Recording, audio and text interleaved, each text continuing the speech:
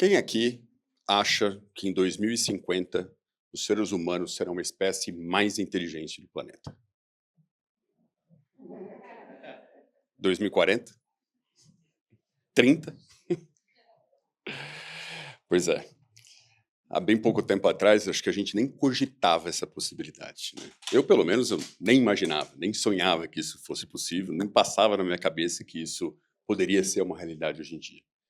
Mas a verdade é que as coisas mudaram e mudaram bastante, principalmente nos últimos anos. Quando a gente fala de inteligência artificial e tudo o que isso decorre, ainda para muitas pessoas talvez seja um tema ainda muito nebuloso, né? Talvez seja ainda alguma coisa que não tenha tanta clareza assim para entender o que é. Nós vamos procurar mostrar aqui, nesses próximos 15, 16 minutos que a gente tem juntos, contar um pouquinho de por que essas tendências todas, de tudo que vem acontecendo com inteligência artificial, muito provavelmente vai transformar totalmente a vida como a gente conhece. Não somente a vida como a gente conhece individualmente, mas a vida coletiva, a vida da sociedade e a vida do planeta como um todo.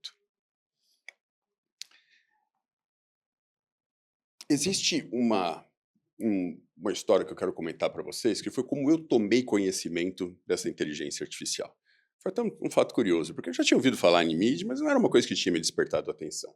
E aí, mais ou menos há uns 3 anos, meu filho, na época ele devia ter uns 15, 16 anos, ele estava fazendo um projeto da escola, era um projeto de história, se eu não me engano, era um projeto sobre Segunda Guerra Mundial, algo assim. Eu estava vendo ele estudar, ele estava lá teclando e buscando informações e tal. Eu falei, o que você está fazendo?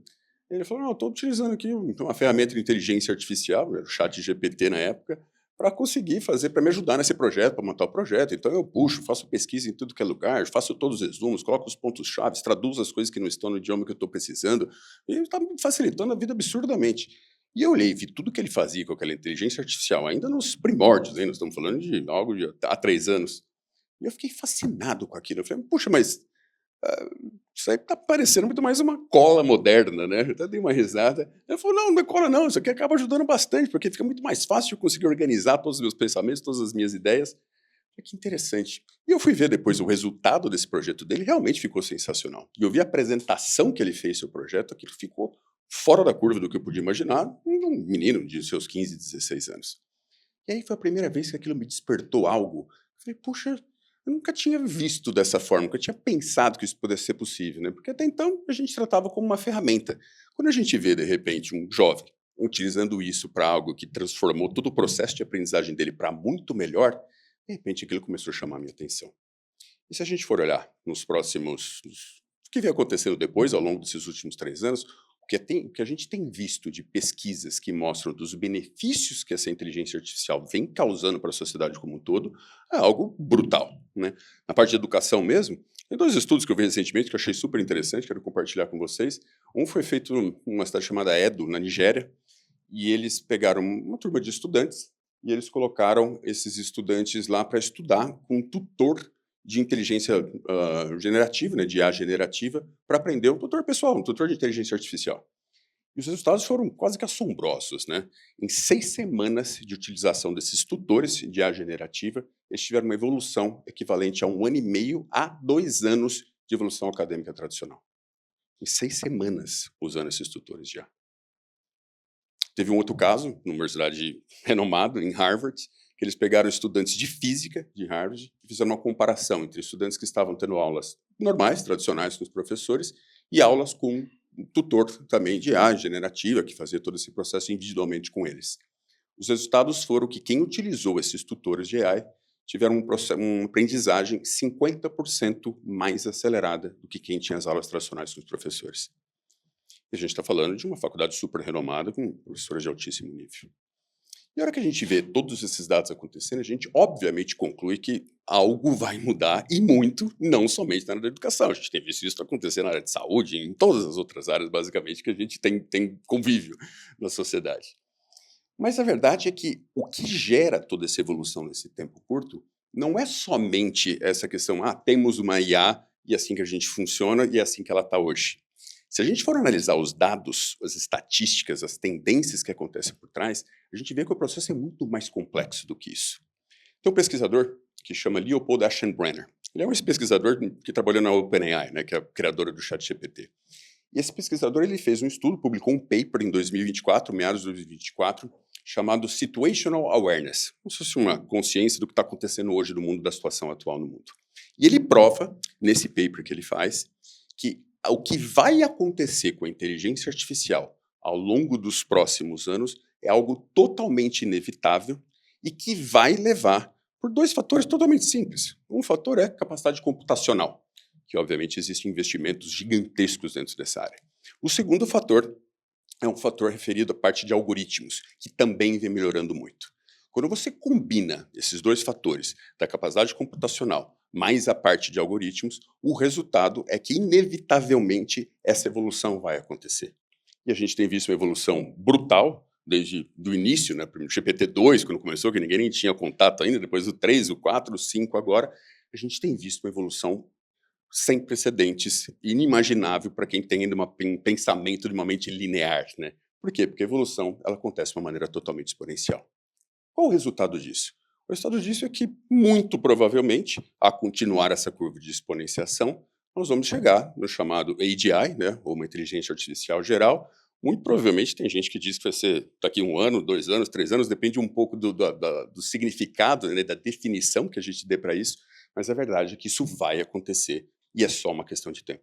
Porque o volume de recursos que vem sendo investido dentro dessa área, nós estamos falando aí de bilhões sendo investidos diretamente na IA. Acho que esse ano de 2025, a estimativa é que se invista quase $1 bilhão por dia no desenvolvimento de inteligência artificial.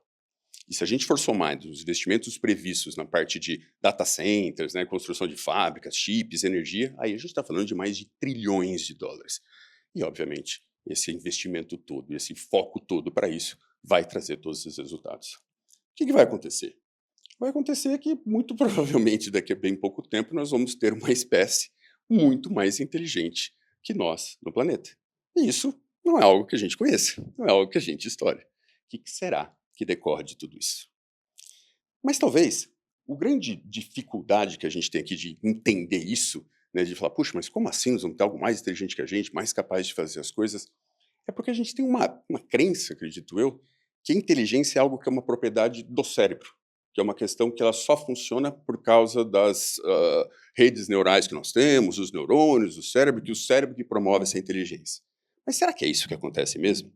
Será que a inteligência ela é uma propriedade somente dos humanos? Vocês devem ter assistido um filme, teve um documentário que passou na Netflix já faz algum tempinho já, aquele Professor Polvo. Acho que muita gente deve ter visto. É um filme já batido, muita gente já comentou sobre isso, mas eu queria trazer aqui esse tema porque é quase que uma prova de que você pega um organismo, então, um molusco, né, um polvo, que não tem um sistema nervoso centralizado, ele é totalmente descentralizado, está nos tentáculos, tudo isso, não é uma inteligência tal qual a gente conhece. E quem assistiu o documentário, quem não assistiu vale a pena ver, pode notar que o que tem de inteligência naquele povo, camuflagem inteligente, de conseguir se conectar com o próprio mergulhador que estava ali no filme, que fez o documentário, de conseguir ter uma análise de toda a situação, de doar a sua vida na hora certa que precisa. É uma inteligência que talvez o ser humano nem tenha essa inteligência. Não seja uma coisa que faça parte, né, do nosso background de inteligências. E além do polvo, a gente pode citar vários outros casos, né? Tem casos de fungos, por exemplo. Existe uma pesquisa que foi feita em Tóquio em 2010, provavelmente alguns de vocês já devem ter visto, que comprova, que mostra que pegaram uma colônia de fungos, colocaram um petri dish, né, naquelas lâminas, e simularam todas as cidades vizinhas de Tóquio, das áreas metropolitanas de Tóquio, colocando comidas. E colocaram esse fungo, que é um molde, na verdade, um mofo, e esse fungo, o que ele faz? Ele começa a se multiplicar crescendo em busca dessas comidas, como se cada fonte de comida estivesse simulando essas cidades. Sabe qual foi o resultado disso? O mapa que esses fungos fizeram quando eles começaram a crescer em busca dessas comidas foi mais eficiente que a malha metroviária de Tóquio. E uma malha que foi feita por engenheiros dos mais renomados, os fungos conseguiram descobrir caminhos e rotas mais eficientes do que os próprios engenheiros. Mas não foram só os fungos que fizeram isso, não, né? Aqui está um pouco da ilustração. Você pega formigas, por exemplo, quantos casos de colônias de formiga que têm uma inteligência coletiva, que elas se ajudam uma na outra, elas não têm noção do todo, mas coletivamente elas conseguem se compor e atingir os resultados. Abelhas, a mesma coisa. Sem a parte da inteligência que existe dentro das colmeias do que é feito. Tem mais? Baleias, recentemente, agora esse ano, no começo do ano, publicaram uma pesquisa num projeto chamado Whale que identificaram que as baleias elas se comunicam numa linguagem não humana e extremamente eficiente. Então, até a parte da comunicação e da linguagem que a gente achava que era uma propriedade exclusiva do ser humano, não é bem assim. Na verdade, que as baleias também já têm tudo isso. E se a gente for ver também a própria questão dos oceanos, da natureza, das florestas, tudo se comunica, tudo se fala. Então, parece que a inteligência ela está em tudo. E ela se manifesta conforme existem redes neurais de organismo cada vez mais complexo. Agora, vamos fazer uma análise, uma pergunta entre nós aqui. Se a gente entende que a inteligência ela não está somente no cérebro, ela não é somente uma propriedade do ser humano, é uma inteligência que está presente em tudo, será que não faz sentido supor que essas redes neurais, que não são feitas de carbono, são feitas de silício, né, todos esses chips e todos esses data centers, será que elas também não são capazes de expressar essa inteligência que é expressa em absolutamente tudo que existe na natureza? E mais do que isso, será que não somente ela pode expressar, mas com o crescimento dessas redes, com cada vez mais potencial, cada vez mais capacidade, cada vez mais volume de circuitos neurais e as redes neurais com bilhões e bilhões e bilhões de processadores? Será que ela não é, naturalmente, ela vai conseguir expressar muito mais dessa inteligência? E aí a pergunta que a gente faz é a seguinte, né? Qualquer ambiente que a gente tiver, a pessoa que tiver mais inteligência, que tiver mais conhecimento sobre aquele tema, vai ser a pessoa que vai tomar as decisões. É sempre assim, não é? Você está no ambiente, se tem alguém que sabe mais, que é mais capaz, que é mais inteligente, essa pessoa acaba decidindo por razões lógicas. Se a gente vai viver num mundo em que a inteligência artificial passa a ser mais inteligente que a gente, muito provavelmente, talvez daqui 5, 10, 15, 20, 30 anos que seja, até porque é irrelevante esse tempo, é muito pouco comparado com a evolução humana, como é que isso vai funcionar? Já pararam para pensar? Como é que vai funcionar o fato de repente, não somos nós que vamos tomar mais decisões? Só que eu entendo que a gente está numa fase, que é uma fase que ainda essas inteligências artificiais, elas são como crianças, né? Tem até um ex, na verdade ele é ex-chief business officer, chefe de negócios da Google X, chama Mo Gaudat. Eu gosto muito dele, é um cara sensacional, um cara muito inteligente, talvez alguns de vocês já ouviram falar. E esse Mo, ele fala uma coisa super bacana. Ele fala que a gente é os pais dos nossos filhos digitais. Ele até usa uma analogia da história do super-homem, né? Como nós somos pais, a gente tem que educar essa inteligência artificial de uma maneira que ela consiga produzir, com a capacidade que ela tem, algo que seja benéfico e positivo para a humanidade como um todo. O exemplo do super-homem, né, se ele tivesse sido criado por uma família que não tivesse valores, que não tivesse princípios, que não fosse uma família boa, talvez ele não se transformasse no super-homem, muito provavelmente ele se tornaria um super-vilão. Mas, como ele foi criado pela família Kent, que é uma família de valores, de princípios, uma família do bem, o que aconteceu foi que ele criou esse personagem, que obviamente fez no filme, mostra toda essa questão do tanto que ele trouxe benefícios para a humanidade. E não é muito diferente isso quando a gente traz para a inteligência artificial.